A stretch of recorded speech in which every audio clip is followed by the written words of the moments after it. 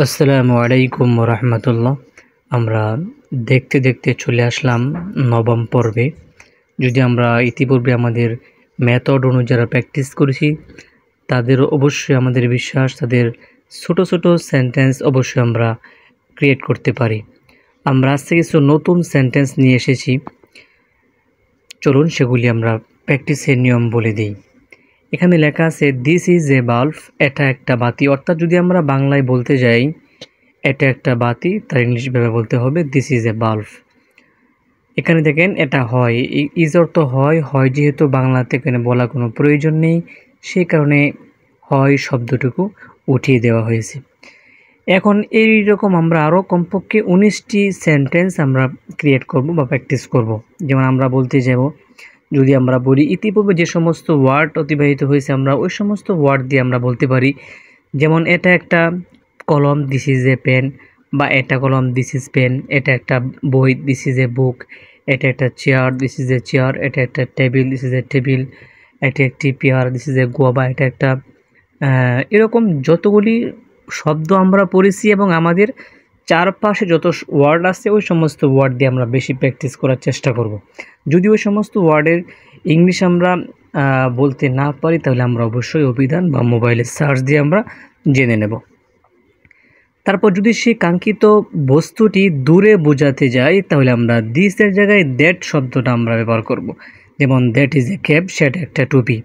যদি আমরা বাংলায় বলতে যাই সেটা একটা টুপি, তাহলে দ্যাট ইজ এ ক্যাব, সেটা একটা কলম, দ্যাট ইজ এ পেন, সেটা একটা বই, দ্যাট ইজ এ বুক। এভাবে আমরা দ্যাট দিয়ে আমরা প্র্যাকটিস করব। তারপরে আমরা চলে আসি, এতক্ষণ পর্যন্ত যে সমস্ত ওয়ার্ড আমরা ইউজ করেছি, যে সমস্ত বস্তুর ক্ষেত্রে আমরা ইংলিশে রূপান্তর করেছি প্রত্যেকটা বস্তু এক বচন অর্থাৎ সিঙ্গুলার। তাহলে আমরা এখন যদি আমরা একাধিক থাকে, কাঙ্ক্ষিত বস্তু যদি আধিক্য থাকে, একের অধিক থাকে, তাহলে আমরা প্লুরাল শব্দ ইউজ করব। অর্থাৎ দিস এর জায়গায় আমরা দিস, টিএসই দিস শব্দ ইউজ করব।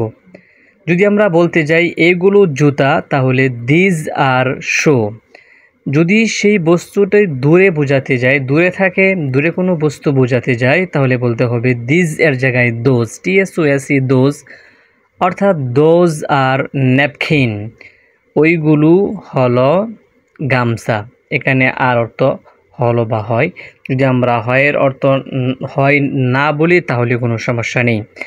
তাহলে আমরা বলতে পারি, যদি এইভাবে আমরা দিজ আর দোজের সাথেও 20টি কমপক্ষে শব্দ দিয়ে আমরা প্র্যাকটিস করব অবশ্যই।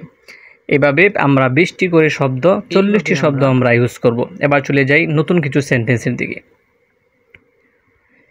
এখানে দেখেন আমরা মার্জিন করে দিছি। এখানে দিস ইজ মাই ন্যাপকিন।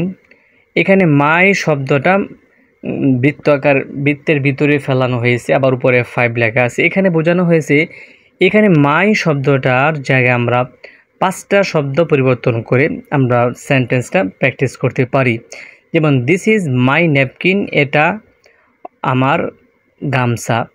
এখানে মায়ের জায়গায় আমরা ব্যবহার করতে পারি আওয়ার, অর্থাৎ এটা আমাদের গামছা। তাহলে দিস ইজ আওয়ার ন্যাপকিন, এটা আমাদের গামছা।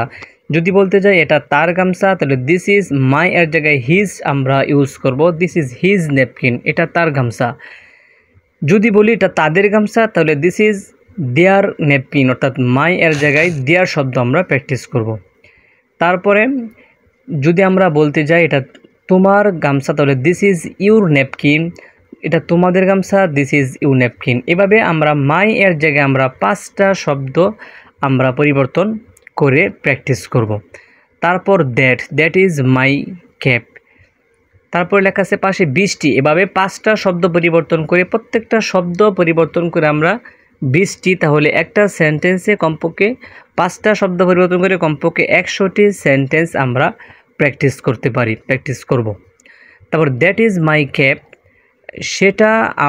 সেটা আমার টুপি। এখন এখানেও মাই এর জায়গায় আমরা 5টা শব্দ আমরা ব্যবহার করব।